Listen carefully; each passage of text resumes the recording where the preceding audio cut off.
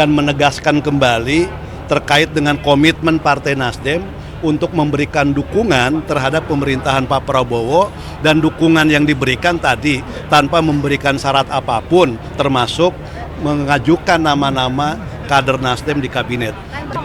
Momen pelantikan hari ini Prabowo dan juga Gibran dari Nasdem, apakah ada yang disampaikan begitu terkait kemarin kan juga Pak Prabowo juga sempat ketemu dengan Surya Paloh di Kemenhan? Ya, kita tentu dengan momen pelantikan ini ya, ini mampu membangun rasa optimisme ya. Dan optimisme ini bukan hanya ada di kalangan misalnya Presiden dengan beserta jajaran, tapi ini harus menjadi optimisme kolektif seluruh rakyat Indonesia. Bahwa rakyat Indonesia memiliki rasa optimisme dengan pemerintahan baru, di mana pemerintahan baru ini mampu membawa kehidupan kebangsaan dan kenegaraan kita secara ekonomi menjadi lebih baik, secara politik menjadi lebih demokratis, menempatkan hukum sebagai panglima, dan ini semua tentu menjadi ekspektasi dari seluruh rakyat Indonesia terhadap pemerintahan baru ini. Kan terkait sama penambahan kursi komisi kan sekarang sudah ada 12, update dari DPR sendiri bagaimana?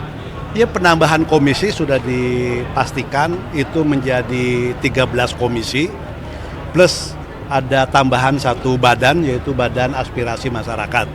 Nah, terkait dengan nanti nomenklaturnya, komisi 1 sampai komisi 13 nanti membidangi apa saja, nanti kita menunggu nanti malam ketika Pak Prabowo sebagai Presiden mengumumkan jajaran kabinetnya.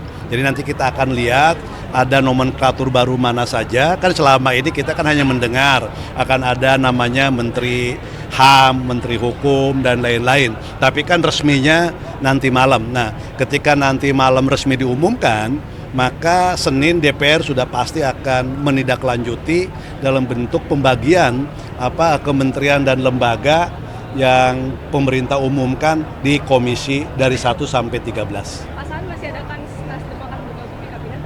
Sampai hari ini Nasdem tetap mendukung pemerintahan Pak Prabowo Gibran, tapi Nasdem tidak mengirim menterinya.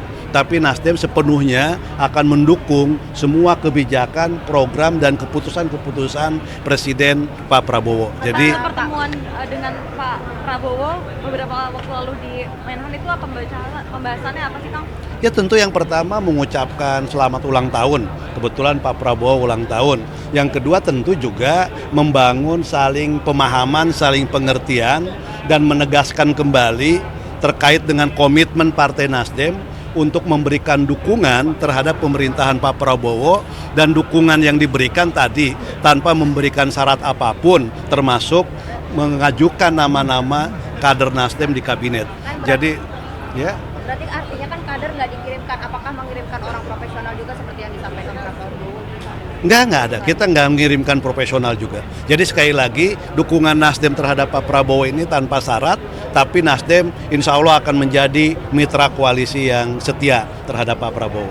Ini besok untuk pembahasan AKD ini mekanismenya akan seperti apa, Kang? Apakah nanti rapat kepala fraksi dengan pimpinan lagi atau langsung semua diserahkan kepada komisi-komisi? Ya, nanti kan fraksi-fraksi akan mengirimkan nama-nama ya. Nama-nama anggota yang ditempatkan di komisi 1 sampai 13 plus de badan-badan, termasuk juga unsur pimpinan komisi-komisi. Jadi mudah-mudahan di minggu besok ini penetapan AKD dengan pimpinannya sudah selesai, sehingga minggu berikutnya DPR sudah mulai efektif bekerja dengan para mitra. Karena kita ingin melakukan akselerasi, dan tentu dengan optimisme yang luar biasa dari pemerintahan baru ini juga harus diimbangi dengan akselerasi kinerja dari DPR. Jadi biar selaras. Cukup ya.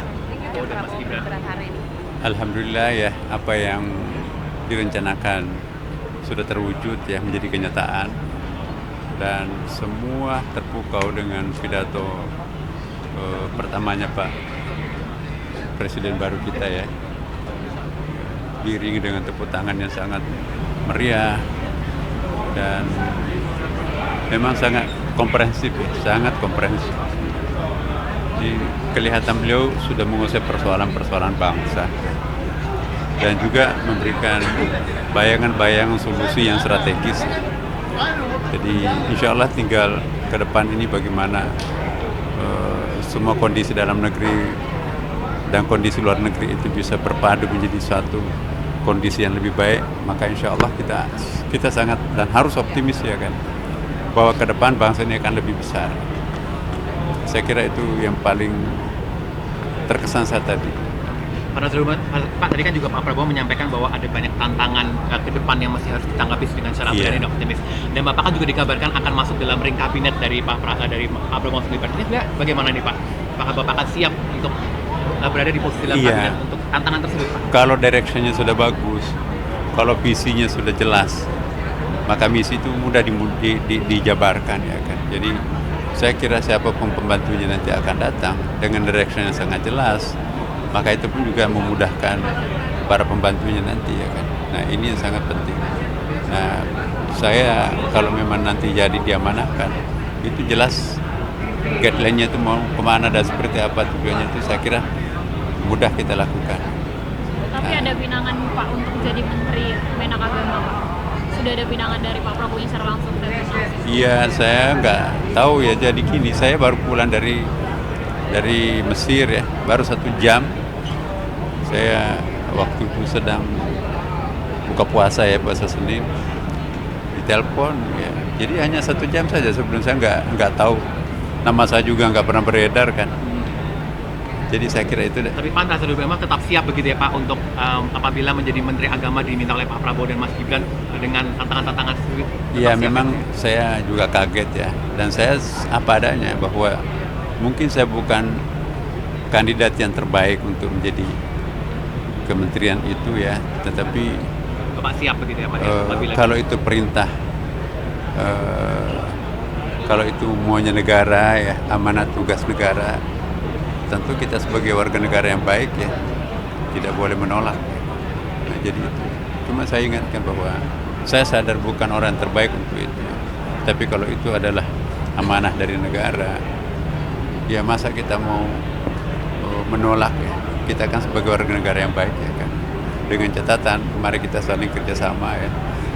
Dan dengan niat yang sangat luhur, insya Allah seberat apapun tantangan itu, kalau kita kerjasama seperti tadi, segalanya akan bagus. Oke, saya kira cukup. Terima kasih. Pak Surya, ini kan kemarin Pak Surya sempat bertemu dengan Pak Prabowo. Pak Surya sempat bertemu Pak Prabowo di momentum ulang tahun di Kemhan, tapi tidak ada penyampaian kepada awak media. Itu sebenarnya pertemuannya membahas apa sih Pak? Ucapan selamat ulang tahun, tidak lebih daripada itu. Tidak bersama dengan ketum-ketum Kim Plus yang lain? Nah. Memang secara khusus saya bertemu kebetulan pada hari baik ulang tahun Mas Prabowo ya, yang ke-73.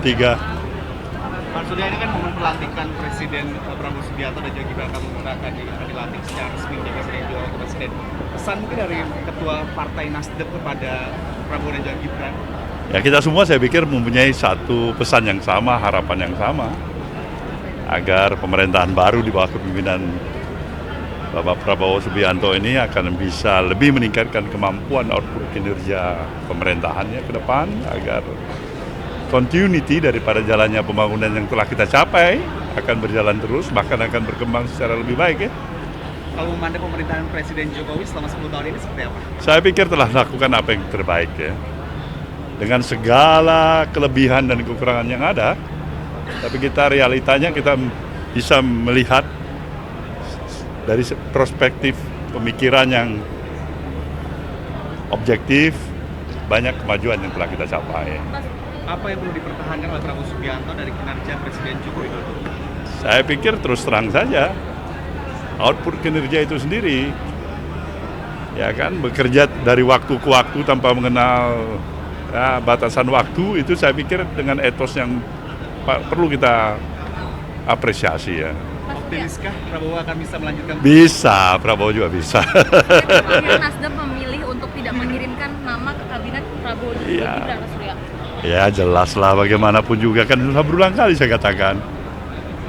Ya satu pembelajaran, ini momentum yang terbaik yang harus dimanfaatkan oleh Nasdem untuk lebih memberikan sesuatu yang berarti sebagai moral proses pendidikan politik dalam kelangsungan perjalanan kehidupan berbangsa dan bernegara. Persepsi publik selama ini semua kepada institusi partai politik ya, tidak semata-mata tidak lebih hanya mengejar kekuasaan. Tidak ada ruang konsistensi, idealisme dan kejujuran di sana. Nah, ini yang ingin dibuktikan oleh Nasdem. Walaupun belum tentu juga masyarakat percaya. Tapi berulang kali Nasdem mencoba mengedepankan political gagasan daripada pragmatisme itu sendiri agar bisa memberikan sesuatu yang berarti bagi katakanlah proses pendidikan politik itu sendiri. Nah, ini saya pikir ya mungkin yang pertama bagi perjalanan kehidupan proses perjalanan kehidupan kebangsaan yang dilalui oleh partai-partai politik negeri ini. Tapi sekecil apapun ini kan sumbangsih yang saya harapkan bisa membuka mata hati, kata hati. Ya kan, paling tidak ada Nasdem yang memulainya. Mudah-mudahan Nasdem bisa tetap konsisten seperti ini. Politik tanpa mahar. Ya, barangkali dia mulai pertama dianggap retorika. Sekian kali pilkada dia kedepankan, ini memang betul-betul tidak ada maharnya. Dan itu sungguh-sungguh, tapi belum tentu dia sempurna. Sekarang juga dia nyatakan, ini ada momentum, ada kursi menteri ditawarkan oleh Pak Prabowo. Dan Pak Prabowo menyatakan, tolong Bung Surya jelaskan kepada kawan-kawan pers dan masyarakat. Bahwasanya setelah saya sediakan kursi kabinet untuk Nasdem. Tapi Nasdem menolaknya. Berapa ditawarkan waktu itu? Ya, saya pikir saya nggak tahu berapa. Pak Surya, tanggapan. tapi kemudian berharapkah Pak Surya kalau kita lihat dalam rangka pendidikan politik itu, hari ini kan PDIP juga tidak masuk di dalam kabinet. Saya menghargai apapun hak privilege daripada seluruh keputusan politik dari partai-partai, kawan-kawan partai-partai politik.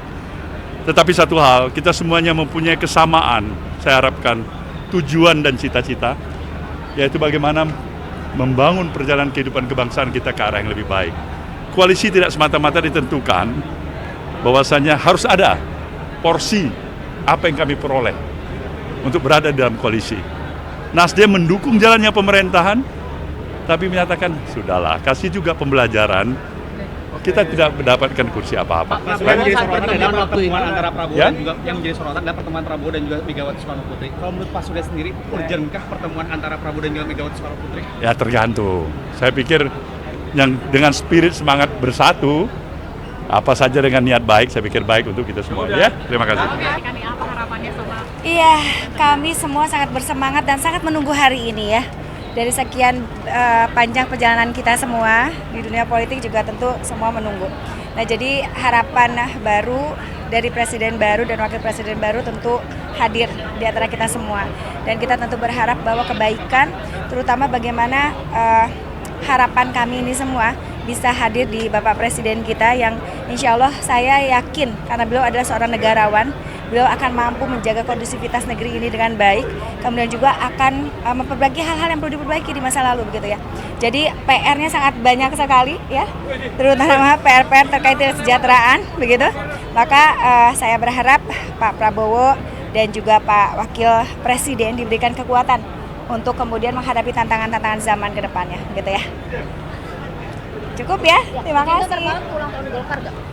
Iya betul, tapi kalau tidak salah, kalau tidak salah diundur sampai besok ya. Mungkin karena hari ini akan fokus pada pelantikan Bapak Presiden dan Wakil Presiden, sehingga saya mendengar informasi bahwa HUT Golkar diundur ke besok malam. Terima kasih semuanya ya.